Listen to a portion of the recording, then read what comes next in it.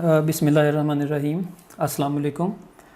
अच्छा जी, जो हमारा लेक्चर 8 है ये है कंस्ट्रक्टर्स के बारे में, तो इसको स्टार्ट करते हैं। अच्छा देखिए, कंस्ट्रक्टर को शुरू करने से पहले ना एक दो चीज़ें आल्दो के मैंने पहले आपको लेक्चर में एक्सप्लेन की थी, लेकिन अब हमें चूँकि उसकी ज़रूरत है तो मैं थोड़ा सा रिव्यू करना चाहता हूँ उसको। ठीक है, वो पहले आप अच्छी तरह समझ लें ताकि आपको ये समझ लग सके कि कंस्ट्रक्टर का फ़ायदा क्या है और ये कहाँ पर अपना रोल प्ले करते हैं। देखें, आपको याद होगा कि जब आप सी में या जावा में यूज़ करते हैं इंट फॉर एग्जांपल एन, तो इससे क्या होता है, ये इसे क्या कहते हैं, इससे हम कहते हैं कि हमने वेरिएबल की डिक्लेरेशन की है। ठीक है, हमने वेरिएबल की डिक्लेरेशन की है। और जब हम कहते हैं कि भाई n की वैल्यू इज़ इक्वल टू 10, तो इसे हम क्या कहते हैं कि हमने वेरिएबल की क्या की है, इनिशलाइजेशन की है। यानी कि ये जो दो लफ्ज़ हैं ये आपको बड़े वाज़ेह होने चाहिए कि डिक्लेरेशन कहते हैं किसी वेरिएबल के नाम को रिज़र्व करना या वेरिएबल का नाम रखना, और इनिशलाइजेशन कहते हैं उसके अंदर वैल्यू को प्लेस कर देना। इसी तरह हम ये दोनों काम एक ही स्टेप में भी करते रहे हैं कि int n is equal to 10, इसमें हम क्या कर रहे हैं, इसमें हम डिक्लेरेशन प्लस इनिशियलाइजेशन दोनों इकट्ठी कर रहे हैं। ठीक है, और ये जो हमने काम किया था डिक्लेरेशन का, इस वक्त हमने इनिशियलाइजेशन साथ नहीं की थी, तो इसकी जो इनिशियलाइजेशन है वो डिपेंड करता है लैंग्वेज कौन सी है। फॉर एग्जांपल अगर सी है तो इसकी जो इनिशियलाइजेशन है वो गार्बेज वैल्यू के साथ हो जाती है। तो ये थोड़ा सा डिक्लेरेशन और इनिशियलाइजेशन का कंसेप्ट है। अब चूँकि हम ऑब्जेक्ट्स में मूव कर गए हैं तो ऑब्जेक्ट्स में डिक्लेरेशन और इनिशियलाइजेशन के अलावा एक तीसरी चीज़ भी होती है। वो क्या है, उसकी मैं थोड़ी सी आपको पहले वजाहत करता हूँ, फिर हम कंस्ट्रक्टर के कोड पे जाएंगे। वो ये है कि फ़र्ज़ करें आपके पास एक क्लास है पर्सन की और आप उसका ऑब्जेक्ट बना के उसका रेफरेंस सेव करना चाहते हैं। तो अगर आप लिखते हैं ना फॉर एग्जांपल पर्सन पी, तो ये आपने क्या किया, इसे यही कहते हैं कि भाई हमने पर्सन टाइप का एक वेरिएबल डिक्लेयर किया है, और इसको हम यही कहते हैं कि भाई ये जो स्टेप है ये हमारा डिक्लेरेशन का ही कंसेप्ट है, क्योंकि हमने एक वेरिएबल डिक्लेयर किया है जिसमें पर्सन का रेफरेंस रखा जाएगा। इस वक्त इसकी वैल्यू क्या है, इस वक्त इसकी कोई वैल्यू नहीं है, अभी ये किसी को रेफ़र नहीं कर रहा। ठीक है, तो लेकिन ये करने से आपकी रैम में एक वेरिएबल बन जाता है। यहाँ पे उसको साथ साथ मैं आपको बना के बता देता हूँ कि फॉर एग्जांपल एक पी नाम से एक वेरिएबल बन जाता है और इसके अंदर अभी कुछ नहीं पड़ा हुआ। दैट मीन्स कि ये एक ऐसा वेरिएबल है जो अभी किसी ऑब्जेक्ट को रेफ़र नहीं कर रहा। ठीक है, तो आप समझें कि इसके अंदर बाय डिफ़ॉल्ट नल पड़ा होता है। नल एक इंडिकेटर है कि किसी ऑब्जेक्ट को ये रेफ़र नहीं कर रहा अभी। जब आप करते हैं ना p is equal to new person, new person, देखिए इस वक्त दो काम होते हैं। वो कौन कौन से एक तो पर्सन का नया ऑब्जेक्ट बनता है, यानी कि आप समझें कि भाई ये एक ऑब्जेक्ट बना पर्सन का, और इसका जो रेफरेंस था फ़र्ज़ करें जी वो था 2000, तो वो रेफरेंस जो है वो इसमें जाके स्टोर हो जाता है। तो हम कहते हैं कि भाई अब यहाँ पे नल नहीं रहा, अब इसके अंदर 2000 आ गया। दैट मीन्स कि अब हमारा जो पी का वेरिएबल है ये हमारे ऑब्जेक्ट को रेफ़र कर रहा है। फ़र्ज़ करें पर्सन में दो एट्रीब्यूट थे, एक था आईडी और एक था नेम।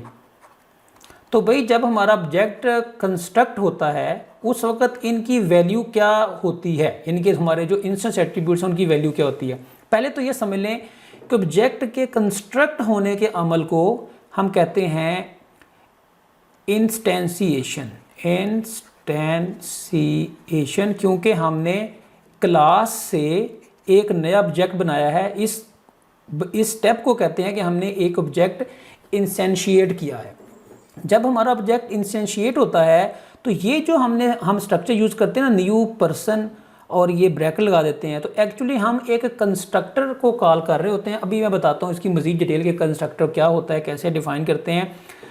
लेकिन अगर हम इसको ऐसे ही यूज़ करें और अपनी क्लासेस के अंदर कंस्ट्रक्टर्स को ना डिफ़ाइन करें तो जो बाय डिफ़ॉल्ट इसकी वैल्यूज़ हैं वो गार्बेज वैल्यूज़ नहीं होती, वो उनको हम डिफ़ॉल्ट वैल्यूज़ कहते हैं। दैट मीन्स के जावा में जो हमारे इंस्टेंस एट्रीब्यूट हैं उसकी डिफ़ॉल्ट वैल्यूज़ हैं।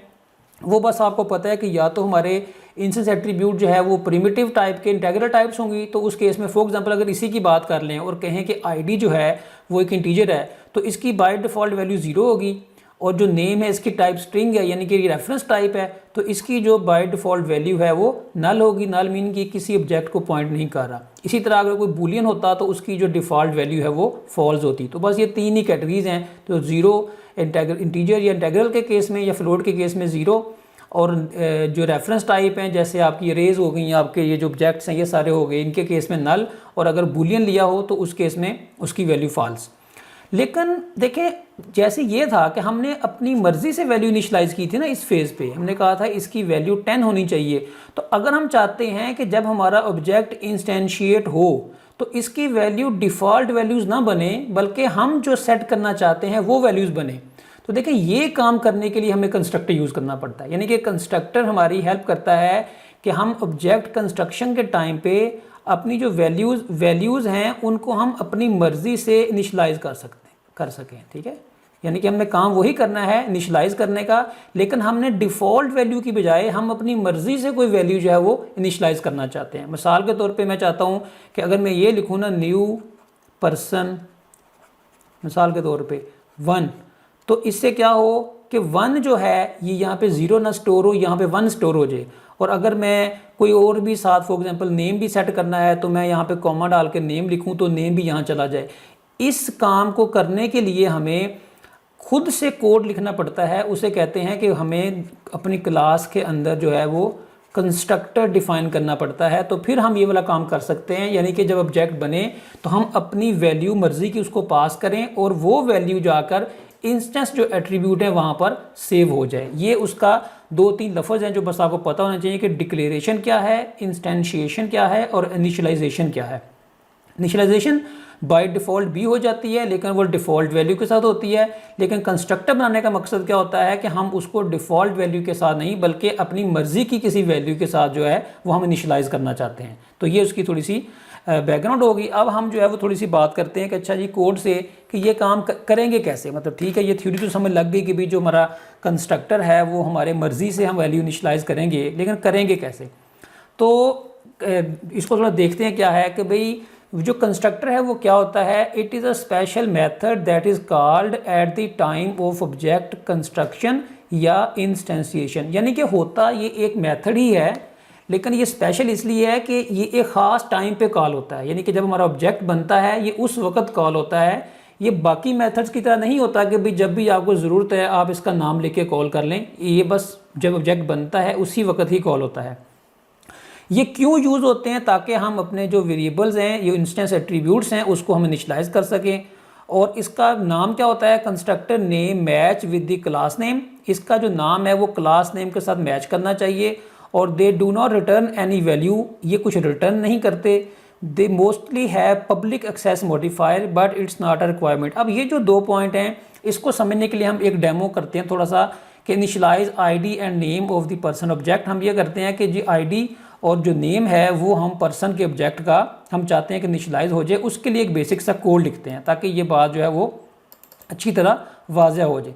ये हमारे पास एक क्लास है पर्सन की। लेट्स से कि इसके अंदर एक एट्रीब्यूट है आईडी और इसी तरह एक और एट्रीब्यूट है उसका नाम हमने रखा हुआ है लेट्स से, यानी कि वो स्ट्रिंग है उसका नाम भी नेम है। अब हम चाहते हैं क्या हैं, हम चाहते हैं कि जब हम इसका ऑब्जेक्ट बनाएं, फ़र्ज़ करें जो टेस्ट टैप है हमारी यहाँ पे मेन में जब हम इसका ऑब्जेक्ट बनाएं, फॉर एग्जांपल जब हम लिखें person p is equal to new person, तो बजाय इसके कि आईडी में यानी कि आईडी और नेम डिफ़ॉल्ट वैल्यू से इनिशियलाइज़ हो, हम चाहते हैं कि हमारी मर्ज़ी से वो इनिशियलाइज़ हो। तो हम यहाँ पे क्या करेंगे, हम कह देंगे कि भाई यहाँ से आईडी पास कर देंगे। जैसे मैं चाहता हूँ कि पर्सन का आईडी 10 हो और उसका जो नेम है फॉर एग्जांपल वो ये पास हो जाए। ठीक है, तो इस तरीके से जो है वो मैं उसको इनिशियलाइज़ कर दूंगा। लेकिन इतना लिखने से ज़ाहिर है इनिशियलाइज़ नहीं होगा, मुझे जो है वो कुछ ना कुछ क्लास के अंदर भी चेंजेस करनी पड़ेंगी। वो चेंजेस क्या हैं, यानी कि मुझे अपनी क्लास में कंस्ट्रक्टर का मेथड डिफ़ाइन करना पड़ेगा। उसका सिंटैक्स क्या है,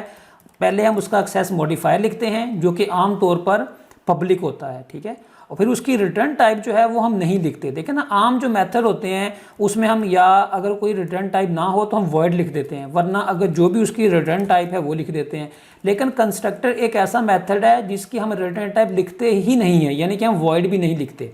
एक बात ये, यानी कि जो बाकी मेथड से थोड़ी सी ये फ़र्क चीज़ है। दूसरी जो अहम बात है वो ये कि जो बाकी मेथड्स हैं उसका नाम देखें आप मर्ज़ी से रख लेते हैं जो भी आपको चाहिए, जो कि वैलिड आइडेंटिफायर का नेम होता है। लेकिन जो हमारे कंस्ट्रक्टर्स होते हैं ये एक रिक्वायरमेंट है कि उसका जो नाम है वो क्लास के नेम के साथ मैच करना चाहिए। अगर क्लास का नेम पर्सन है तो कंस्ट्रक्टर वाले मेथड का या कंस्ट्रक्टर का नाम भी पर्सन होगा। अच्छा, अगली बात यह है कि ये पैरामीटर में क्या लेगा। देखिए ये डिपेंड करता है कि आप क्या इनिशियलाइज करना चाहते हैं। अगर मैं अपने दोनों एट्रीब्यूट इनिशियलाइज करना चाहता हूँ तो मैं ज़ाहिर है यहाँ पे इंट आईडी और स्ट्रिंग नेम दोनों एट्रीब्यूट ले लूँगा। अगर मैं चाहता हूँ कि भाई सिर्फ एक यानी कि इनिशियलाइज हो फॉर एग्जांपल यानी कि, तो फिर मैं ज़ाहिर है इसको नहीं लूँगा। अभी हम चले दोनों को कर लेते हैं। यहाँ पे मैंने लिखा कि भाई आईडी और नेम या एक को कर लेते हैं, दूसरे वाला केस जो है ना वो हम बाद में कर लेंगे, ठीक है। इसको हम कहते हैं कि जब ये ऑब्जेक्ट इनिशियलाइज हो तो इसका जो आईडी है ये इनिशियलाइज हो जाए। नेम वाला केस हम थोड़ी देर तक फिर इसको बना लेंगे। तो जैसे ही आईडी हमारे पास आएगा हम करेंगे क्या, हम इसको यहाँ से उठा के दिस डॉट आईडी यानी कि अपने इंस्टेंस एट्रीब्यूट के अंदर इस आईडी को सेव कर देंगे जो कि अभी हमारे पास लोकल वेरिएबल में पड़ा हुआ है। तो हम कहेंगे कि भाई this dot ID is equal to ID, और इस तरीके से ये हमारा कंस्ट्रक्टर क्या कर रहा है, इस फंक्शन को जो है इस लोकल वेरिएबल की वैल्यू को ऑब्जेक्ट के अंदर जो है वो स्टोर कर देगा। तो अगर अब मैं इसको दोबारा बनाऊँ यहाँ पे जाके 10 और मैं यहाँ पे आके फॉर एग्जांपल इसकी आईडी प्रिंट करूँ, लेट से हम कहते हैं कि system dot out dot print ln और यहाँ पे हम कहते हैं G P dot I D. Let's say कि जो हमने वैल्यू इनिशियलाइज़ की है वी वांट टू सी कि भी क्या वो वैल्यू उसके अंदर इनिशियलाइज़ हो गई है कि नहीं। तो हम यहाँ पे कमांड प्रॉम्प्ट हमने ओपन नहीं किया, अभी कमांड विंडो ओपन कर लें, ई ड्राइव में जाएं, सी डी ऊप में जाएं, यहाँ पे कंपाइल कर लें पर्सन की क्लास, पर्सन की सोर्स फाइल को और जो हमारी टेस्ट ऐप है उसकी सोर्स फाइल को, दोनों को कंपाइल करते हैं। उसके बाद रन कर लेते हैं, जो हमारे पास टेस्ट ऐप है उस फाइल को हम रन कर देते हैं। तो देखें 10 हमें मिल गया है। यानी कि आप समझें कि ये जितनी हमने स्टोरी आपको मैंने सुनाई है ना, ये सारी स्टोरी का मकसद क्या था कि ये जो काम है ना, क्योंकि नॉर्मल वेरिएबल के केस में हम n यानी कि int n is equal to 10 यानी कि एक ही लाइन में हमने वेरिएबल को डिक्लेयर भी किया है और उसको इनिशियलाइज़ भी किया है।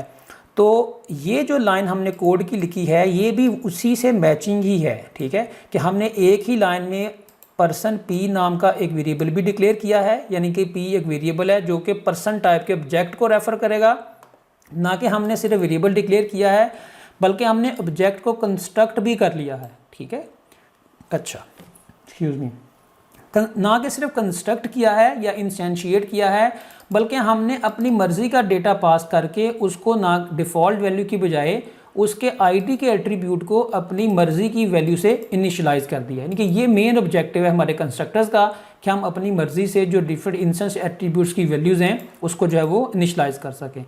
तो वापस जो है वो हम स्लाइड पे आते हैं और देखते हैं कि भी हमारे पास नेक्स्ट क्या पॉइंट है। ये हमने सारी बात कर ली कि आईडी को और नेम को हम कैसे इनिशियलाइज, नेम भी इसी पैटर्न पे इनिशियलाइज कर देंगे जिस पैटर्न पे आप जो है वो आईडी को इनिशियलाइज कर रहे हैं। नेक्स्ट पॉइंट पे चलते हैं। फर्दर पॉइंट ये है कि if you have deployed a policy on modification, यानी कि जैसे आपको याद होगा कि इनकैप्सुलेशन में हम क्या करते हैं कि अपने एट्रीब्यूट्स के गेट सेट मेथड डिफाइन कर देते हैं। तो उसे हमने कहा था कि भाई हमने एक पॉलिसी सेट कर दी कि भाई आईडी की वैल्यू जो है वो इससे 0 से ग्रेटर होनी चाहिए। You should call set method from the constructor to enforce that policy at the time of object construction. अब देखिए इसमें एक मसला है, पहले मैं आपको कोड लिख के बताता हूँ कि वो मसला क्या है। फ़र्ज़ करें अगर आपने आईडी को इनकैप्सुलेट किया हो और यहाँ लिखा हो प्राइवेट, ठीक है, और आपने जो इसका सेटर मेथड बनाया होगा वो कुछ ऐसे बनाया होगा ना कि भाई एक पब्लिक मेथड होगा जो कि रिटर्न कुछ नहीं करता होगा, उसका नाम होगा सेट आईडी और हमारे पास आईडी एक वेरिएबल लेता होगा और इसको दिस डॉट आईडी करके इसकी जो वैल्यू है वो आईडी की यहाँ पर सेव कर देता होगा। और फ़र्ज़ करें यहाँ पे हमने कंडीशन लगा देते हैं कि भाई ये तब काम करे इफ़ जो आईडी है हमारा it should be greater than 0, तो फिर ये वाला काम करे वरना ये वाला काम जो है वो ना करे। फ़र्ज़ करें आपने अपना सेट मेथड ऐसे डिफाइन किया हुआ है। यूज़र क्या करता है, यूज़र यानी कि जो बंदा इसका ऑब्जेक्ट बना रहा है वो यहाँ पर न्यू पर्सन 10 की बजाय यहाँ पे -10 लिख देता है, ठीक है। अब -10 है उसकी वैल्यू को, यानी कि अगर आप देखें पॉलिसी को वो तो आपने सेट मेथड में इन्फोर्स की हुई है ना, यहाँ पे तो इन्फोर्स नहीं की, यहाँ पे तो जो भी डेटा आया था वो आपने यहाँ पे इनिशियलाइज़ कर दिया था। ये वाला काम करने से जाहिर है सेट मेथड को कॉल ही नहीं जानी। तो जब सेट मेथड को कॉल नहीं जानी, अच्छा अभी पी डॉट आई डी हम डायरेक्ट नहीं लिख सकते ज़ाहिर है क्योंकि हमने उसको प्राइवेट कर दिया है। तो यहाँ पे ऐसा करते हैं उसका गेटर भी बना लेते हैं, हम कहते हैं जी पब्लिक इंट गेट आईडी। मैं चाह रहा हूँ कि आपको कंस्ट्रक्टर की साथ वाज़ह हो जाए वाली बात कि भाई क्यों हम दिस डॉट आई डी की बजाय यहाँ से सेटर भी कॉल कर सकते हैं। तो यहाँ पे हम कह देते हैं कि आईडी रिटर्न कर दे और वापस आते हैं, इस कोड को रिकम्पाइल करते हैं और यहाँ पे इसको हमने अभी अपडेट नहीं किया, पी डॉट आई डी की बजाय गेट आई डी लिख देते हैं, ठीक है।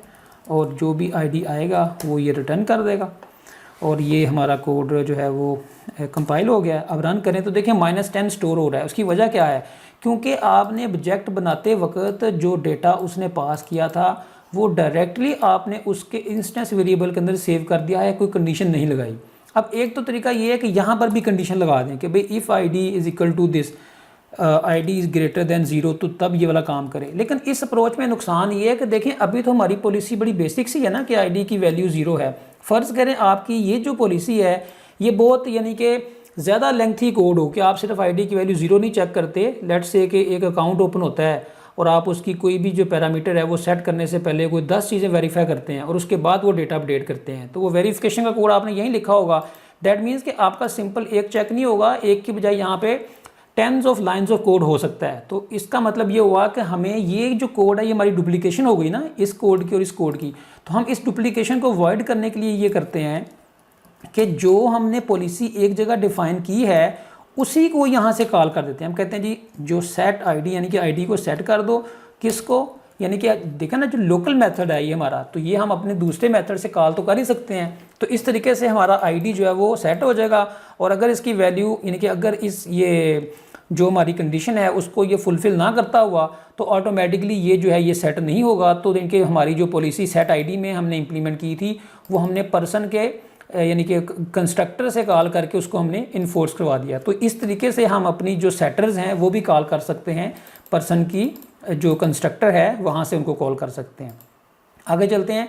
We can change attribute values later too using set method और by direct access depending how you have defined the attribute. देखें बाद का स्टूडेंट ना थोड़े कंफ्यूज होते हैं कि भाई जब हम ये वाला काम जो है ये जो हमने ऊपर किया यानी कि इस लाइन में जो हमने काम किया लाइन नंबर 5 में, जब हम ये काम ऐसे कर सकते हैं कि हम लिखें G for example person P और is equal to new person, ठीक है, और उसके बाद लिख दें P dot set I D और यहाँ पर जो है वो आईडी पास कर दें, जो भी आईडी पास करना है। फॉर एग्जांपल भी मैं -10 की बजाय इसको 10 कर देता हूँ ताकि हमारा कंस्ट्रेंट वैलिडेट हो जाए। तो जब हम ये काम ऐसे कर सकते हैं तो फिर कंस्ट्रक्टर बनाने की क्या ज़रूरत रही? कंस्ट्रक्टर भी तो हमारे एक इंस्टेंस एट्रीब्यूट को इनिशलाइज करने में ही हमारी हेल्प कर रहा है ना, तो फिर ये एक्स्ट्रा काम करने का क्या फ़ायदा हुआ? देखें ये बात ऐसे ही है कि आप इंट n लिख कर n इज़ इक्वल टू 10 कर सकते हैं, तो फिर क्या फ़ायदा है कि आप int n is equal to 10 करते हैं? क्या फ़ायदा है? मतलब काम तो वही है। तो भाई एक शॉर्टकट है कि भाई जब आपका वेरिएबल बनता है आप उसी वक्त उसे इनिशियलाइज करना चाहते हैं। तो सेम काम यहाँ पे है कि हम चाहते हैं कि बजाय इसके कि 2 लाइनों में कोड लिखें अपना, हम एक ही लाइन में अपना काम करना चाहते हैं कि हमारा वेरिएबल डिक्लेयर भी हो जाए p, और यहाँ पर तो है इसको p1 कहेंगे, ठीक है, डिक्लेयर भी हो जाए और उसका ऑब्जेक्ट भी बन जाए, ना कि सिर्फ ऑब्जेक्ट बने बल्कि वो उसकी जो वैल्यू है वो इनिशियलाइज भी हो जाए। तो ये एग्जैक्टली इसका ये मकसद है। इसके अलावा भी 1-2 मकसद है वो मैं थोड़ा आगे जाके बताता हूँ, लेकिन फंडामेंटल जो है ये वही कंसेप्ट है कि आप एक ही लाइन में अपना वेरिएबल डिक्लेयर भी कर रहे हैं और उसको इनिशियलाइज भी कर रहे हैं। तो वही वाला काम हम अब ऑब्जेक्ट के साथ कर रहे हैं कि भाई हमारा ऑब्जेक्ट एक ही लाइन में डिक्लेयर भी हो रहा है, बन भी रहा है और हमारी मर्ज़ी की वैल्यू के साथ जो है वो इनिशियलाइज भी हो रहा है, ठीक है। तो इस तरीके से ये वजह है, मतलब ना यानी कि अगर आपने कोई वैल्यू जो आप सोचें अगर फॉर एग्जांपल के बाद में भी तो हाँ अगर आप बाद में चेंज करना चाहते हैं, लेट्स से कि जब आपने ऑब्जेक्ट बनाया था उस वक्त वैल्यू आपने 10 सेट की थी और 10 सेट करने के बाद यानी कि थोड़ी देर के बाद आपको पता चला नहीं जी हमने पर्सन की एक स्पेसिफिक एट्रीब्यूट की जो वैल्यू है वो चेंज करनी है, तो आप बिल्कुल कर सकते हैं। आप लिखें p dot set I D और आप उस मेथड को दोबारा कॉल करें, इसकी वैल्यू 20 कर दें। आपको पता है कि ज़ाहिर है जो वैल्यू हमने चेंज की है वो बाद में प्रिंट हो जाएगी। तो ये बिल्कुल ऐसे ही है कि आप जब वेरिएबल n डिक्लेयर करते हैं उसकी वैल्यू 10 रख देते हैं, तो इसका मतलब ये थोड़ी है कि आप बाद में जाके उस n की वैल्यू चेंज नहीं कर सकते, आप उसकी वैल्यू बाद में चेंज कर सकते हैं। तो वही बात यहाँ पे है कि आप कंस्ट्रक्टर में वैल्यू इनिशियलाइज करने के बाद उसकी वैल्यू अगर ज़रूरत पड़े तो सेटर मेथड के ज़रिए उसको चेंज कर सकते हैं। और अगर आपने उनको इनकैप्सुलेट नहीं किया हुआ, फ़र्ज़ करें वो पब्लिक एट्रीब्यूट हैं और वो एक्सेसिबल हैं, तो आप सेट आईडी करने की बजाय आप लिखें p.id इज इक्वल टू 30। मतलब अगर ये प्राइवेट, ज़ाहिर है अगर ये प्राइवेट नहीं है तो आप ऐसे भी चेंज कर सकते हैं। तो ये जस्ट ऑप्शन है कि अगर आपको ज़रूरत पड़े तो आप बाद में उनकी वैल्यू जो है वो चेंज कर सकते हैं। कंस्ट्रक्टर डिफाइन करने का मतलब ये नहीं होता कि बाद में जो इसकी वैल्यू है वो चेंज नहीं होगी। ये मैं इसलिए बता रहा हूँ कि मैंने बहुत सारे स्टूडेंट्स को ये मतलब फील किया है कि भाई वो समझते हैं कि अच्छा कंस्ट्रक्टर में चूँकि वैल्यू सेट कर दी है तो शायद अब हम जो है ये वैल्यू है वो सेट मेथड से चेंज नहीं कर सकते, या सेट मेथड जो है वो एक एक्स्ट्रा चीज़ हो गई है। तो सेट मेथड एक्स्ट्रा चीज़ नहीं होती, उसकी एक अपनी ज़रूरत है ताकि ऑब्जेक्ट बनने के बाद भी जो हमारी वैल्यूज़ हैं हम उसको चेंज कर सकें। आखिरी बात है कि to enforce certain attributes are initialize at the time of object construction make them private and initialize in constructor. मतलब हम ये भी काम कर सकते हैं कि फ़र्ज़ करें मैं चाहता हूँ कि एक स्पेसिफिक एट्रीब्यूट है वो सिर्फ ऑब्जेक्ट कंस्ट्रक्शन के टाइम पर ही इनिशलाइज होना चाहिए, उसके बाद उसकी वैल्यू चेंज नहीं होनी चाहिए। तो बहुत सिंपल है, लेट्स से कि हम इसी में कह देते हैं कि इस पर्सन का एक आईडी का एट्रीब्यूट है, ठीक है, ये चेंज होना चाहिए या सेट होना चाहिए सिर्फ उसी वक्त जब हमारा ऑब्जेक्ट बनता है, उसके बाद इसकी वैल्यू चेंज नहीं होनी चाहिए। तो आप ये कर सकते हैं कि भाई जो इसका सेटर मेथड है या तो ये बनाए ही ना और इसकी वैल्यू यहाँ पे डायरेक्ट आईडी में सेट कर दें, या अगर बना भी रहे हैं तो आप यहाँ से कॉल कर लें लेकिन इसकी वैल्यू को क्या कर दें, प्राइवेट कर दें। तो अब देखें क्या होगा कि जब आपका ऑब्जेक्ट बनेगा उस वक्त तो आईडी की वैल्यू उस ऑब्जेक्ट में इनिशियलाइज हो जाएगी, क्योंकि आपने देखे ना इसको इस तरीके से कर लिया, ठीक है। या आप ये वाला कोड यहाँ से कट करें, मतलब दोनों काम हो सकते हैं, ये कोड यहाँ पे रख दें या एक मेथड बना दें उसको प्राइवेट कर दें और यहाँ से उसको कॉल कर दें। अब चूँकि ये आईडी प्राइवेट है और इसका जो सेटर है ये भी प्राइवेट है, तो अब आप इसकी वैल्यू को बाद में चेंज नहीं कर सकते। अब रीड तो कर सकते हैं, फॉर एग्जांपल p की वैल्यू 10 सेट की, बाद में 10 को रीड कर लिया। तो इसको ज़रा प्रिंट करके देखते हैं ना, हमने p की वैल्यू सेट की और बाद में उसकी वैल्यू को हमने 10 को रीड कर लिया। लेकिन अगर आप चाहते हैं कि भाई अब p.set id करें तो ज़ाहिर है ये तो हमने, हमारी रिक्वायरमेंट ही ऐसी थी। फ़र्ज़ करें आप कहते हैं कि जब एक पर्सन का ऑब्जेक्ट बने तो उसका CNIC जो है वो इनिशलाइज हो जाए, लेकिन जो CNIC इनिशलाइज हो गया है उस ऑब्जेक्ट का CNIC नंबर चेंज नहीं होना चाहिए। तो आप क्या करें कि कंस्ट्रक्टर में CNIC ले लें लेकिन जो उसका सेटर है उसको प्राइवेट कर दें और जो फील्ड है उसको भी प्राइवेट कर दें। तो गेटर तो मतलब बना दें ताकि वो वैल्यू वापस रीड की जा सके, लेकिन चूँकि आपने सेटर जो है वो हाइड कर दिया है, प्राइवेट कर दिया है, तो अब उसकी वैल्यू जो वापस रीड नहीं की जा सकती। तो एनीवे हम इस तरह के काम भी कर सकते हैं कंस्ट्रक्टर के ज़रिए कि भाई सिर्फ एक दफ़ा डेटा ले लें और बाद में उसको यूज़र को इन्फोर्स कर दें कि भाई अब जो है वो बाद में उसको चेंज ना कर सके। अगर वो यूज़र चेंज करेगा, फॉर एग्जांपल यहाँ पे देखें तो जाहिर है वो हमने प्राइवेट कर दिया, तो जब आप इसको कंपाइल करेंगे तो कंपाइल टाइम एरर आएगा कि भाई set ID has private access in person class. तो अब आप सेट आईडी जो है वो कॉल नहीं कर सकते, ठीक है। ये जस्ट मैंने आपको एक इस्तेमाल बताया है, इसका मतलब बिल्कुल ये नहीं आपने समझना कि जितने भी हमारे फील्ड होते हैं हम उनको प्राइवेट कर देते हैं। हम प्राइवेट आमतौर पर नहीं करते, बहुत स्पेशल केसेस में अपने जो सेटर्स हैं उनको प्राइवेट करते हैं जब उसकी कोई लॉजिक बनती हो कि हाँ भाई हमने ये डेटा बाद में मॉडिफाई नहीं होने देना फॉर सम रीज़न, मतलब हम ये जो भी रिक्वायरमेंट है ये अपनी इन्फोर्स करना चाहते हैं सॉफ्टवेयर के अंदर। तो खैर ये भी एक बड़ा अहम पॉइंट है जो आपको पता होना चाहिए कि हम अपने जो डिफरेंट एट्रीब्यूट्स हैं हम उनको जो है वो ऑब्जेक्ट कंस्ट्रक्शन के टाइम पे इनिशियलाइज कर सकते हैं और उनको प्राइवेट कर सकते हैं ताकि बाद में कोई बंदा उसको जो है वो चेंज ना कर सके। नेक्स्ट चलते हैं, एक और कंसेप्ट है रिलेटेड ही है, यानी कि कंस्ट्रक्टर के टॉपिक के अंदर ही ये भी आता है, उसे हम कहते हैं कंस्ट्रक्टर ओवरलोडिंग। नाम थोड़ा अजीब सा है ओवरलोडिंग का, लेकिन इसका मकसद बड़ा सिंपल सा है कि भाई we can define multiple constructors inside a class. यानी कि अगर मैं चाहता हूँ कि एक ही क्लास के अंदर मल्टीपल कंस्ट्रक्टर डिफाइन करूँ तो इस कंसेप्ट को कहते हैं कि हमने कंस्ट्रक्टर की ओवरलोडिंग कर दी है। अब सवाल ये पैदा होता है कि भाई क्यों हम चाहेंगे कि हमारी जो क्लास है उसमें एक ही वक्त में मल्टीपल कंस्ट्रक्टर्स हों। तो इसका एक बेसिक सा यूज़ केस मैं आपको दे के बताता हूँ, इसी कोड को चेंज करके देखते हैं। फ़र्ज़ करें मैं चाहता हूँ कि जब भी कोई यूज़र, कोई डेवलपर या मैं खुद बाद में पर्सन का ऑब्जेक्ट बनाऊँ तो अगर मेरे पास पर्सन का आईडी है तो मैं आईडी पास कर दूं, और अगर मेरे पास जो है फॉर एग्जांपल एक और ऑब्जेक्ट बनाना है, let's say person p1 is equal to, ये इसको p2 कह लेते हैं, is equal to new person, और ना कि सिर्फ आईडी को इनिशलाइज करने से ऑब्जेक्ट बने, जबकि अगर एक डेवलपर के पास उसका आईडी भी है और उसका नेम भी है लेट्स से, ठीक है, तो वो भी इस तरीके से ऑब्जेक्ट बना सके, यानी कि वो चाहे तो, मैं इसको सिंप्लीफाई करने लगाऊँ, वो चाहे तो ऑब्जेक्ट इंस्टेंशिएशन के वक्त उसका एक एट्रीब्यूट इनिशियलाइज कर दे अपनी मर्जी की वैल्यू के साथ, और अगर वो चाहता है कि भाई इंस्टेंशिएशन के वक्त वो एक नहीं एक से ज़्यादा एट्रीब्यूट इनिशियलाइज कर दे, तो वो इस तरीके से हमारे कंस्ट्रक्टर को कॉल करेगा। और जाहिर है अब हमारा जो कंस्ट्रक्टर बना हुआ है पर्सन की क्लास में वो तो सिर्फ एक इंटीजर लेता है, वो नेम यानी कि स्ट्रिंग तो लेता नहीं है। तो दैट मीन्स कि मुझे क्या करना पड़ेगा, मुझे एक और कंस्ट्रक्टर बनाना पड़ेगा, ठीक है, और वो कंस्ट्रक्टर सेम होगा सिवाय इसके कि यहाँ पे अब मैं एक नेम भी रिसीव कर लूँगा, और अगर नेम का मैंने सेटर बनाया हुआ है, जैसे इस केस में मैंने नहीं बनाया हुआ, तो जो है वो मैं इसको डायरेक्टली भी चेंज कर सकता हूँ। ये मैंने आपको पहले बता चुका हूँ कि डिपेंड करता है आपने इनकैप्सुलेशन की है या नहीं की। तो चूँकि इनकैप्सुलेशन करना एक अच्छी प्रैक्टिस है तो हम इसको अप्लाई कर लेते हैं। हम कहते हैं जी प्राइवेट स्ट्रिंग नेम, और इसी तरह हमने नेम का भी कोई सेटर बनाया होगा। लेट्स से हम कहते हैं जी नेम का हमारा जो सेटर है वो पब्लिक होगा, पब्लिक वॉइड सेट नेम, और ये नेम क्या करेगा, इसको एक स्ट्रिंग नेम की आएगी और हम यहाँ पर this dot name is equal to name कर देंगे। तो जो अगर आपने कोई चेक लगाना है, फॉर एग्जांपल आप चाहते हैं कि नेम के अंदर नंबर्स नहीं होने चाहिए, स्पेशल करैक्टर्स नहीं होने चाहिए, वो सारी कंडीशन यहाँ लगा देंगे। अभी मैं सिंप्लिसिटी के लिए उसको नहीं लगा रहा, अभी हम क्या करेंगे, यहाँ से उसको कॉल कर देंगे। हम कहेंगे कि भाई जब नेम आए तो सेट नेम के मेथड को कॉल करो, और ये नेम जो लोकल वेरिएबल है इसकी वैल्यू उसको भेज दो, तो ऑटोमेटिकली हमारा नेम का वेरिएबल भी इनिशियलाइज हो जाएगा।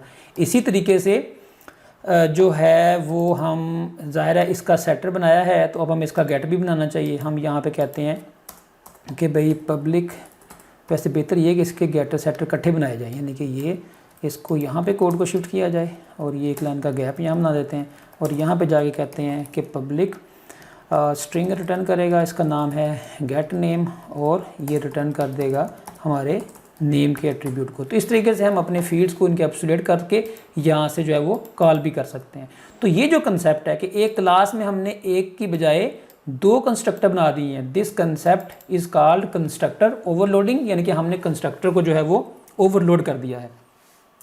By constructor overloading we let others to create object of our class in multiple ways। तो देखें ये आपको मैंने डिमॉन्स्ट्रेट कर दिया है कि वो मल्टीपल तरीक़ों से अब हमारी क्लास के जो ऑब्जेक्ट हैं वो बना सकता है, चाहे वो एक वैल्यू इनिशियलाइज कर ले, चाहे वो मल्टीपल वैल्यूज़ को इनिशियलाइज कर ले। इसी तरह we can call constructors from each other to avoid code duplication. अब देखें ये बड़ा इंपॉर्टेंट पॉइंट है, इसको मैं यहाँ पे इम्प्लीमेंट करके बताता हूँ कि आल्दो कि हम ऑब्जेक्ट बनने के बाद कंस्ट्रक्टर नहीं कॉल कर सकते उस ऑब्जेक्ट का, लेकिन जब एक कंस्ट्रक्टर कॉल हो रहा होता है तो हम उसके अंदर से दूसरा कंस्ट्रक्टर कॉल कर सकते हैं। मिसाल के तौर पे अब मुझे पता है ना कि भाई इसको दो एट्रीब्यूट आए हैं इनिशियलाइज करने के लिए, और ये एक कंस्ट्रक्टर था जो इस एट्रीब्यूट को पहले ही इनिशियलाइज करता है।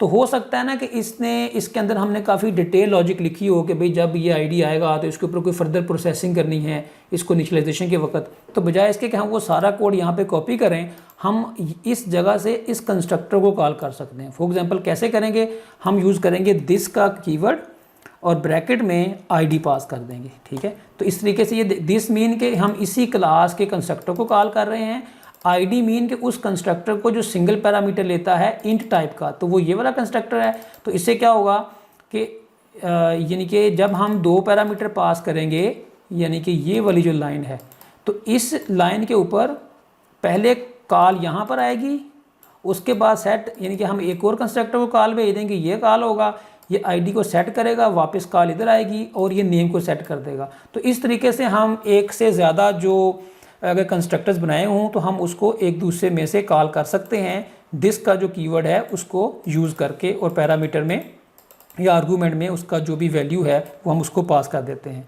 तो इसको अगर रन करके देखें तो ये काम एग्जैक्टली वैसे करेगा। मैं चाहता हूँ तो प्रिंट भी करके दिखा दूँ कि हम आईडी भी प्रिंट कर देते हैं और बाद में हम system dot out dot print ln, और यहाँ पे हम उसका एक दफ़ा p2 है p2 कर लेते हैं, चलें p2 dot gate name call कर लेते हैं। और ये जो ऑब्जेक्ट है पी भी हम यूज़ कर सकते हैं, लेकिन एट द टाइम मैं पी का आईडी गेट कर रहा हूँ, बल्कि यहाँ पे भी p2 ही कर लेते हैं, ठीक है, ताकि आपको अंदाज़ा हो जाए कि देखें जो वैल्यू हमने सेट की है वो वापस हम यहाँ पे रीड कर रहे हैं। तो पहले हमने इसको कंपाइल किया, बाद में इसको रन किया, तो देखें जो वैल्यू मैंने इनिशियलाइज़ की थी अपने कंस्ट्रक्टर के अंदर दोनों पैरामीटर यानी कि उसके जो आर्गूमेंट्स हैं उनकी वैल्यू पास करके, तो वो यहाँ पे उसके आर्गूमेंट्स गए और यहाँ से कॉल हमारी इधर चली गई और ये दोनों जो वैल्यूज़ थी इनिशलाइज हो गई। एक वैल्यू मैंने सेट के ज़रिए कर ली और एक मैंने दूसरे कंस्ट्रक्टर के। अच्छा, ये बात होगी कि हम ये किस तरीके से हम ये काम करते हैं, यानी कि डुप्लीकेशन कोड की अवॉइड करते हैं। अभी इस केस में तो हमारे पास सिंगल लाइन थी, लेकिन आप समझे ना कि अगर एक कंस्ट्रक्टर बनाया हो सिंगल एट्रीब्यूट का और वो कंस्ट्रक्टर जो है वो बहुत सारा यानी कि काम करता हो, उसमें मल्टीपल लाइंस ऑफ कोड हूँ, तो हम उन तमाम लाइंस ऑफ कोड को कॉपी पेस्ट करने की बजाय जो है वो उसको एक कंस्ट्रक्टर को दूसरे कंस्ट्रक्टर से कॉल करके अपने कोड को सिंप्लीफाई रख सकते हैं। डेमो मैंने आपको दिया है कि भाई आईडी और नेम के कंस्ट्रक्टर बनाए हैं और जो है ना वो another that initialize ID only, तो मैंने वहाँ से जो 2 पैरामीटर वाला कंस्ट्रक्टर था वहाँ से मैंने सिंगल पैरामीटर वाले कंस्ट्रक्टर को कॉल करके दिखाया है। इसी तरह ये जो कंसेप्ट है ना कंस्ट्रक्टर ओवरलोडिंग का, ये मेथड ओवरलोडिंग पर भी एप्लीकेबल है। क्या मतलब कि आप अपनी क्लास में ऐसे मेथड्स बना सकते हैं जो मेथड जो हैं वो उनका नाम सेम हो लेकिन वो फ़र्क हो या उनमें जो डिफरेंस हो वो इस तरह का हो कि या तो नंबर ऑफ़ पैरामीटर्स मुख्तलिफ हों उनके, या टाइप ऑफ पैरामीटर्स डिफरेंट हो उसकी, या ऑर्डर ऑफ़ पैरामीटर्स जो हैं वो उनके डिफरेंट हों। मिसाल के तौर पे आल्दो कि यहाँ पे उसकी लॉजिक नहीं बन रही पर्सन की क्लास में, लेकिन लेट्स से कि हम एक जस्ट टू डेमोस्ट्रेट कि भाई एक हम मेथड बनाते हैं, जैसे हम कहते हैं कि भाई कोई मतलब कोई एक स्पेसिफिक मेथड है और इसने क्या करना है, सम करना है। सम की एग्जांपल भी दी जा सकती है, या पर्सन के हवाले से जो ओवरलोडेड मेथड है आप समझें कि भाई हम उसकी आईडी की बेस पे, नेम की बेस पे, चलें ऐसा करते हैं पर्सन के अंदर ही हम एक बेसिक सा मेथड बना के लिख देते हैं ताकि आपको ये अंदाज़ा हो जाए कि भाई ओवरलोडिंग होती क्या है। हम कहते हैं जी कोई मेथड है या कोई क्लास है लेट्स से कैलकुलेटर की, और उसमें हमें ये ज़रूरत पड़ेगी कि भाई सम हमने करना है और उसने हमें रिटर्न करना है लेट्स से कि उसकी वैल्यू को सम करके। तो हम कहते हैं कि जो सम का मेथड है वो सम करेगा 2 नंबर्स को। हाँ, वो 2 नंबर अगर इसको इंटीजर पास कर दिए जाएं, फॉर एग्जांपल num1 ठीक है और num2, तो तब भी ये क्या करेगा, उन दोनों नंबर्स को यानी कि सम करेगा, num1 प्लस num2 को सम करेगा और रिटर्न कर देगा।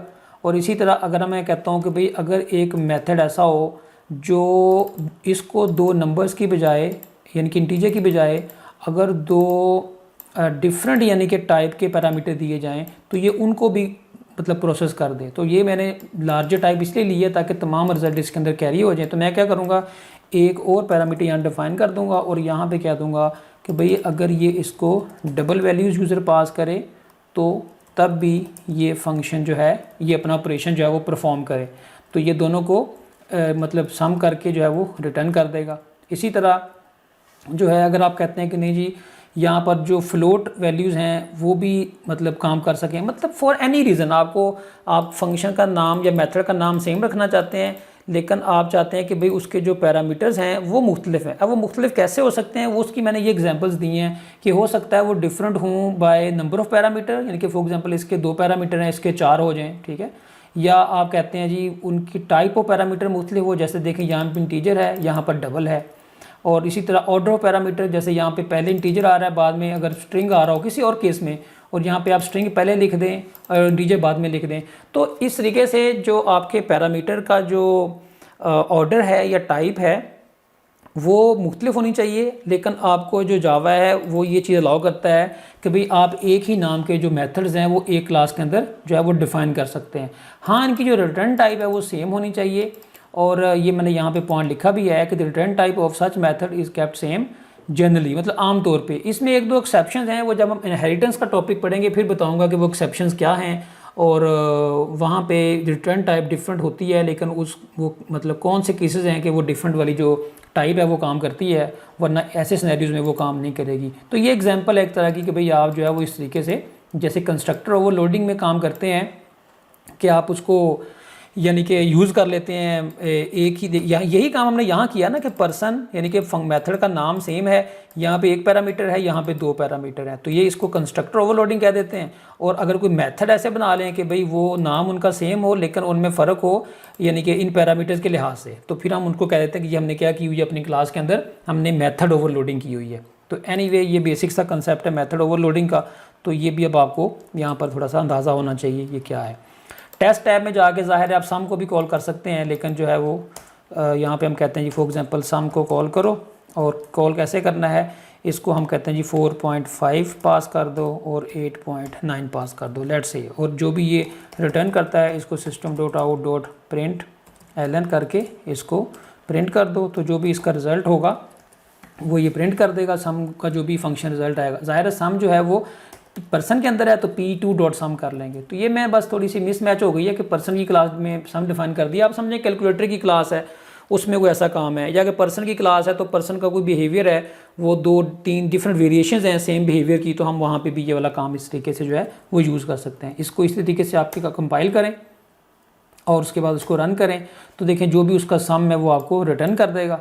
और इसी तरह अगर आप इसको इंटीजर इनके फॉर एग्जांपल वैल्यू पास कर दें तो फिर इसको कॉल करें तो ये आपको जो इंटीजर वैल्यू है वो रिटर्न कर देगा। चूँकि उसकी टाइप डबल है इसलिए वो 0.07 प्रिंट कर रहा है, लेकिन यू गॉट द आइडिया कि हम एक ही नाम के जो मल्टीपल मेथड्स हैं वो डिक्लेयर कर सकते हैं एक क्लास के अंदर। ये कंसेप्ट है हमारा मेथड ओवरलोडिंग का। तो आगे देखते हैं क्या है। एक और कंसेप्ट है, ये भी कंस्ट्रक्टर के बारे में ही है, इसे कहते हैं डिफ़ॉल्ट कंस्ट्रक्टर।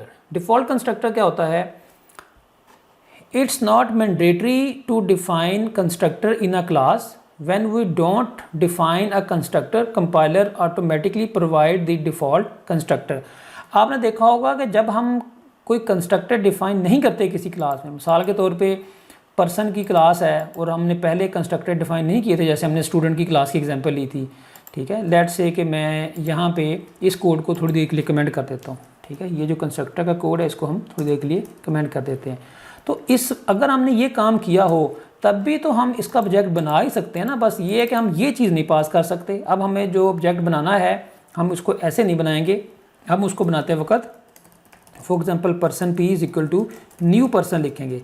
तो भाई ये कंस्ट्रक्टर तो इस वक्त भी कॉल हो रहा है, तो हालांकि हमने तो कोई कंस्ट्रक्टर डिफाइन नहीं किया। तो ये जो कंस्ट्रक्टर है ना जो हम यानी कि इस तरीके से कॉल करते हैं और एक्सक्यूज़ मी और इसको कोई पैरामीटर पास नहीं करते, तो इसका मतलब है कि ये कंस्ट्रक्टर हमने नहीं डिफ़ाइन किया होता, तो फिर ये कॉल कैसे हो जाता है। इसका जवाब ये है कि अगर हमने अपनी क्लास में कोई कंस्ट्रक्टर ना डिफ़ाइन किया हो तो जो कंपाइलर है यानी कि जो जावा का कंपाइलर है वो ऑटोमेटिकली हमारी क्लास में डिफ़ॉल्ट कंस्ट्रक्टर को इंजेक्ट कर देता है। इंजेक्ट मीन उसके अंदर उसका कोड डाल देता है। वो डिफ़ॉल्ट कंस्ट्रक्टर कैसा होता है वो मैं आपको लिख के दिखाता हूँ। वो ऐसा होता है कि भाई वो कुछ भी नहीं करता, बस उसका नाम ही होता है पब्लिक पर्सन, और ये आप समझें कि ये डिफ़ॉल्ट कंस्ट्रक्टर, यानी कि अगर जब हम कोई कंस्ट्रक्टर नहीं लिखते तो जब हमारा कोड कंपाइल होता है तो कंपाइलर ऑटोमेटिकली इस तरह का एक कंस्ट्रक्टर हमारी क्लास में इंजेक्ट कर देता है ताकि हमारे जो ऑब्जेक्ट हैं वो इस तरीके से बन सकें।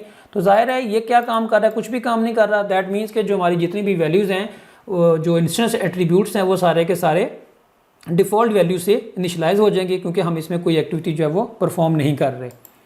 तो इसको कहते हैं कि ये हमारा डिफ़ॉल्ट कंस्ट्रक्टर है, यानी कि ये कंस्ट्रक्टर कंपाइलर ने प्रोवाइड किया तो ये हमारा डिफ़ॉल्ट कंस्ट्रक्टर है। चूँकि ये कोई यहाँ पे पैरामीटर नहीं ले रहा या कोई इसको हम आर्गूमेंट पास नहीं कर सकते, इसे कहते हैं नो आर्गूमेंट कंस्ट्रक्टर, क्योंकि हम यहाँ पे देखें कोई आर्गूमेंट पास नहीं कर रहे। तो ये कंस्ट्रक्टर जो है इसको नो आर्गूमेंट कंस्ट्रक्टर भी कहते हैं, यानी कि जो डिफ़ॉल्ट कंस्ट्रक्टर हमें कंपाइलर देता है वो एक्चुअली नो आर्गूमेंट कंस्ट्रक्टर होता है, यानी कि उसमें हम कोई आर्गूमेंट पास नहीं कर सकते क्योंकि ज़ाहिर है उसका सिग्नेचर हमें इस बात की इजाज़त नहीं देता। इसी तरह default constructor is no argument, ये तो मैंने आपको बता दिया। Default constructor is not provided when we define a custom constructor. If you want to create an object passing no argument we must define a no argument constructor. ये बड़ा अहम बात है। फ़र्ज़ करें आपने जो है ना वो इस तरीके से दो कंस्ट्रक्टर अपने डिफ़ाइन किए, ठीक है, और आपने जो है अपना ऑब्जेक्ट बनाया। ऐसे तो बना ही सकते थे कि आपने फॉर एग्जांपल यहाँ पर 10 लिखा और यहाँ पर आपने ये दो ऑब्जेक्ट बना लिए। आप कहते हैं जी कि मैं एक और ऑब्जेक्ट बनाना चाहता हूँ जो कोई भी वैल्यू इनिशियलाइज ना करे। तो जब आपने कंस्ट्रक्टर डिफाइन नहीं किया था तो देखें उस वक्त हम ये वाला कोड लिख सकते थे, लेकिन अगर आप कंस्ट्रक्टर डिफाइन कर दें, जैसे अभी देखें ना हमने दो कंस्ट्रक्टर डिफाइन कर दी अपनी मर्जी की, तो ऐसे केसेस में ये जो डिफ़ॉल्ट कंस्ट्रक्टर है यानी कि जो नो आर्गूमेंट कंस्ट्रक्टर है वो कंपाइलर हमारी जो कोड है वो उसके अंदर एम्बेड नहीं करता, ठीक है। अगर आप इसको रन करके देखें तो आपको ये बात सही वाज़ह होगी। मिसाल के तौर पे अगर मैं इसको रन करता हूँ तो आप देखिएगा ये एरर थ्रो करेगा ये कह रहा है जी कि वेरिएबल p इज़ आर, अच्छा सॉरी ये तो डिफरेंट एरर है ना, इसको हम थोड़ा सा p3 कर देते हैं। अब देखें ये कह रहा है जी no suitable constructor found for person no argument. वो कह रहा है कि आप एक ऑब्जेक्ट बना रहे हैं, पर्सन का कोई भी आर्गूमेंट पास नहीं कर रहे, तो ऐसा कोई कंस्ट्रक्टर आपकी क्लास में अवेलेबल ही नहीं है जो कोई भी आर्गूमेंट ना लेता हो, तो लिहाजा आप ऐसे ऑब्जेक्ट नहीं बना सकते। तो यहाँ पे जो डेवलपर है, जिनके जो प्रोग्रामिंग शुरू कर रहा है, वो ये सोचता है कि भाई जब मैंने कंस्ट्रक्टर डिफाइन नहीं किए थे उस वक्त तो ऑब्जेक्ट ऐसे बन जाता था, तो अब क्यों नहीं बन रहा। तो देखिए उसकी रीज़न बड़ी सिंपल सी है कि जो नो आर्गूमेंट या जो डिफ़ॉल्ट कंस्ट्रक्टर है वो कंपाइलर सिर्फ उस सूरत में हमारी कोड के अंदर इंजेक्ट करता है जब हमने अपना कंस्ट्रक्टर ना डिफ़ाइन किया हो। अगर हम अपना कंस्ट्रक्टर डिफ़ाइन कर दें तो अब जो कंपाइलर है वो नो डिफ़ॉल्ट कंस्ट्रक्टर हमारी क्लास में एम्बेड नहीं करता। अज्यूम वो क्यों नहीं करता, वो इसलिए कि भाई अब हमने अपनी एक पॉलिसी सेट कर दी है कि हमारा जो ऑब्जेक्ट है क्लास का वो इन 2 तरीक़ों से बनेगा, इसके अलावा कोई तीसरा तरीका नहीं ऑब्जेक्ट बनेगा। तो अगर हम चाहते हैं, फॉर एग्जांपल हम फिर भी चाहते हैं कि भाई अगर यानी कि हमने अपने 2 कंस्ट्रक्टर डिफ़ाइन किए हैं और यूज़र जो है वो हमारे वो इस तरीके से भी ऑब्जेक्ट बना सकें, तो फिर हमें इस क्लास में जाके मैन्युअली जो है वो नो आर्गूमेंट कंस्ट्रक्टर डिफ़ाइन करना पड़ेगा। दैट मीन्स कि पब्लिक पर्सन और यहाँ पे जाके कुछ भी ना लिखना चाहिए इसके अंदर। तो अब हमने क्या किया, उसकी डेफिनेशन को मीट कर दिया ना, कि हमने कहा जी एक कंस्ट्रक्टर कॉल हो रहा है जिसको हम यहाँ से कोई आर्गूमेंट पास नहीं कर रहे और वो इसके साथ मैच कर जाएगा, तो ऑटोमेटिकली जब ये कॉल होगा तो ये कोई काम नहीं करेगा। बस ये एक रिक्वायरमेंट है या एक पॉलिसी है कि भाई अगर आप अपना कंस्ट्रक्टर डिफ़ाइन कर दें, जैसे कि ये और ये हमने डिफ़ाइन कर दिया, 2 नहीं आप 2 में से एक भी डिफ़ाइन कर दें, तो कंपाइलर जो डिफ़ॉल्ट कंस्ट्रक्टर हमारी क्लास में इंजेक्ट करता है उसको फिर वो इंजेक्ट नहीं करता। ठीक है, तो इसका आपने ख्याल करना है। इसके अलावा और क्या पॉइंट है इसमें, अच्छा ये चूँकि अब हमने डिफ़ाइन कर दिया है तो अब देखें ये वाला एरर नहीं आएगा, अब ये कोड हमारा प्रॉपर्ली सही कंपाइल हो गया है। नेक्स्ट जो पॉइंट है वो ये है, if you want to create an object passing to must define, अच्छा ये होगी बात, when we do not add no argument constructor our self actually we are enforcing a policy to create an object that must pass the asked data. यानी कि यहाँ पे ये कहने का ये मकसद है कि जब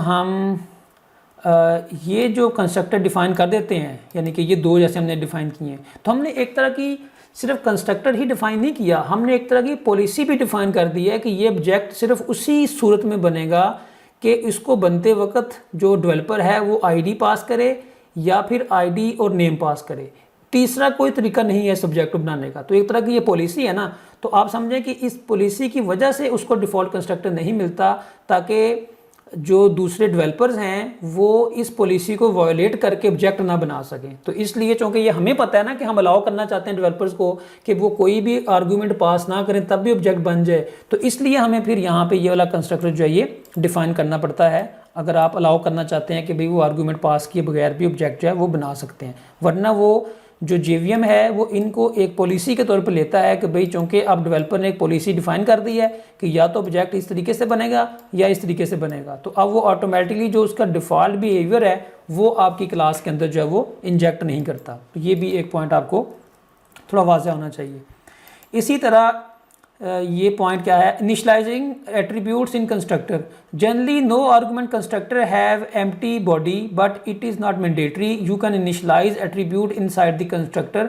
मतलब आल्दो कि हमने यहाँ पे कुछ नहीं लिखा, लेकिन आपने ये नहीं समझ लेना कि भाई यहाँ पे हम कुछ लिख भी नहीं सकते। आप फॉर एग्जांपल आप इसके अंदर कोई एट्रीब्यूट है उसकी वैल्यू को इनिशियलाइज करना चाहते हैं किसी भी वैल्यू से, तो आप ऐसे कर सकते हैं। जैसे आप कहते हैं इसका एक एट्रीब्यूट है सिटी, और अगर ये कंस्ट्रक्टर कॉल हो तो इसकी जो डिफ़ॉल्ट वैल्यू है वो ये सेट हो जाए। कि आप जो भी डिफ़ॉल्ट कंस्ट्रक्टर में काम करना चाहते हैं वो यहाँ पे कर सकते हैं, लेकिन ज़ाहिर है वही काम करेंगे जिसकी लॉजिक बनती है। हम जल्दी आईडी वगैरह को इनिशियलाइज नहीं करेंगे, हमने वो अलग से कंस्ट्रक्टर बनाया हुआ है। लेट्स से कि एक लकी नंबर है फॉर एग्जांपल कोई भी किसी प्लेयर का या किसी पर्सन का, तो वो हम चाहते हैं कि भाई अगर कोई कंस्ट्रक्टर ना भी पास हो तो ऑटोमेटिकली हम कोई लकी नंबर इनिशियलाइज करना चाहते हैं, जैसे मैंने ये कोड यहाँ पे लिखा हुआ है। तो इस तरीके से आप प्लेयर की क्लास में जैसे कि मैं लिखा हुआ है कि this dot lucky number is equal to new random, और ये मतलब रैंडम नंबर जनरेट करने का जस्ट एक तरीका बताया हुआ है कि आप इस तरीके से रैंडम नंबर जनरेट कर सकते हैं। हम इसी चीज़ को यहाँ पे लिख के देख लेते हैं। जैसे हम कहते हैं कि जो पर्सन है ना, इसका एक लेट से लकी नंबर है या कोई भी एट्रीब्यूट है। लकी नंबर तो जस्ट एक एग्जांपल है ना, जस्ट टू शो यू कि भाई हम कोई नंबर ऑटोमेटिकली भी इनिशियलाइज कर सकते हैं। लेट से कि मैं कहता हूँ कि यहाँ पे इसका एक एट्रीब्यूट है इंटीजर और उसका नाम है लकी नंबर, और हम कहते हैं कि जब ये कंस्ट्रक्टर कॉल हो ना तो ऑटोमेटिकली लकी नंबर इनिशियलाइज हो जाए। जैसे हम कहते हैं जी for example lucky number should be equal to new random की क्लास का एक ऑब्जेक्ट बनाएं, और इस क्लास का ऑब्जेक्ट बनाने के बाद चाहे तो इसका रेफरेंस आप किसी जगह पे सेव कर लें, मैं कर लेता हूँ बल्कि यहाँ पे आप कहें जी कि रैंडम की क्लास है और r is equal to new random, और इसका मेथड कॉल करें बाद में r dot next int. Next int ये करता है कि ये एक रैंडम नंबर जनरेट कर देता है। अगर आपने इसको रेंज बताई है ना तो ये 0 से लेकर 9 तक कोई भी रैंडम नंबर जनरेट करके रिटर्न कर देगा, वो हम इसके लकी नंबर के अंदर सेव कर देंगे। तो इस वाली एग्जांपल को हम छोड़ देते हैं। तो इस तरीके से मतलब आप कोई भी जो डेटा है ये भी जस्ट एग्जांपल है, आप अपने एम्प्टी कंस्ट्रक्टर के अंदर कोई भी काम कर सकते हैं। ये ज़रूरी नहीं होता कि जो डेटा आपको आ रहा है वही आपने इनिशियलाइज़ करना है। इसी तरह यहाँ पर भी आईडी आपको आ रहा है, ये ज़रूरी नहीं है कि आप सिर्फ आईडी इनिशियलाइज़ करेंगे। हो सकता है ना कि फॉर एग्जांपल कोई बैंक अकाउंट है और वो बनते वक्त जो यूज़र है वो तो अपना सिर्फ CNIC नंबर देता है, लेकिन वो कंस्ट्रक्टर क्या करता है यहाँ पर नादरा के डेटाबेस को कॉल करके उस पर्सन का एड्रेस, उसकी पिक्चर, उसका फ़ोन, मतलब जो भी डेटा उसने नादरा को बताया हुआ है वो सारा एक्सेस करे और यहाँ पे उस पर्सन के जो बाकी सारे एट्रीब्यूट्स हैं वो ऑटोमेटिकली इनिशियलाइज़ कर दे। तो कंस्ट्रक्टर का मकसद बस ये है कि भाई इसने चीज़ों मतलब एक पॉइंट है आपके पास कि जब ऑब्जेक्ट कॉल होगा तो उसका रेफरेंस रिटर्न होने से पहले इस मेथड को कॉल चली जाएगी। तो अगर आप जो भी काम करना चाहते हैं वो इसके अंदर कर लें। अब वो क्या काम करना है, it depends on your requirement कि आप जो है वो आपकी रिक्वायरमेंट क्या है, आप उसके अंदर क्या चीज़ जो है वो डिफाइन करना चाहते हैं। It is not mandatory to initialize only those attributes that object has received in constructor parameter. You can initialize other attributes too when needed. ये अभी आपको मैंने एग्जांपल दी है कि फ़र्ज़ करें तो आईडी रहा है, लेकिन आप कहते हैं नहीं जी इसका जो सिटी है वो मैंने इनिशियलाइज़ करना है, या आपने आईडी की बेस पे किसी दूसरे डेटाबेस को कोई क्यूरी किया और वहाँ से बाकी सारी इन्फॉर्मेशन जो है वो रिसीव कर लिया और वो आपने इसके अंदर जो है ना वो यूज़ कर ली अपने बाकी इंस्टेंस एट्रीब्यूट को इनिशियलाइज़ करने के लिए। तो आप मतलब इस तरीके से बहुत सारा जो चीज़ें हैं वो सिंगल एट्रीब्यूट की बेस पे पर भी इनिशियलाइज़ कर सकते हैं। ये मैंडेटरी नहीं होता कि अगर एक एट्रीब्यूट आया है तो एक ही को इनिशियलाइज़ किया जाएगा। बस आपको ये पॉइंट समझ लगना चाहिए कि ये जो मेथड है ये किस वक्त कॉल होता है और इसके अंदर हम आम तौर पे किस तरह के काम करते हैं। बाकी जब आप थोड़ी सी प्रैक्टिस करेंगे तो आपको ये बात जो है वो मज़ीद वाज़ह हो जाएगी कि हम जो है वो इसकी पावर क्या है, हम इसको किस किस डिफरेंट तरीके से जो है वो इस्तेमाल कर सकते हैं अपने कोड के अंदर। तो ये पॉइंट हो गया कि भाई हम अपने एट्रीब्यूट्स को इनिशियलाइज़ करने के लिए यूज़ करते हैं। एंड दैट्स इट, ये हमारा सारा कंस्ट्रक्टर का टॉपिक था। तो that we are done with. Thank you so much. आप इसकी प्रैक्टिस करें। मैं इसके जो है ना आपको कुछ टास्क दे के उन टास्क का जो लिंक है वो आपकी वीडियो की जो डिस्क्रिप्शन है उसमें ऐड कर दूंगा, ताकि आपको जो डिफरेंट तरह के कंस्ट्रक्टर्स की वेरिएशंस हैं वो ज़रा डिफ़ाइन करनी आ जाए, क्योंकि काफ़ी इंपॉर्टेंट टॉपिक है। और इसी के अंदर हम फर्दर चीज़ें भी कंस्ट्रक्टर के अंदर यानी कि हम फर्दर चीज़ें ऐड करेंगे जब हम इनहेरिटेंस का टॉपिक जो है वो ऑब्जेक्ट ओरिएंटेड प्रोग्रामिंग में पढ़ेंगे। तो तब तक आप इस टॉपिक के ऊपर अच्छी तरह ग्रिप करें। तो that's it, thank you so much, अल्लाह हाफिज़।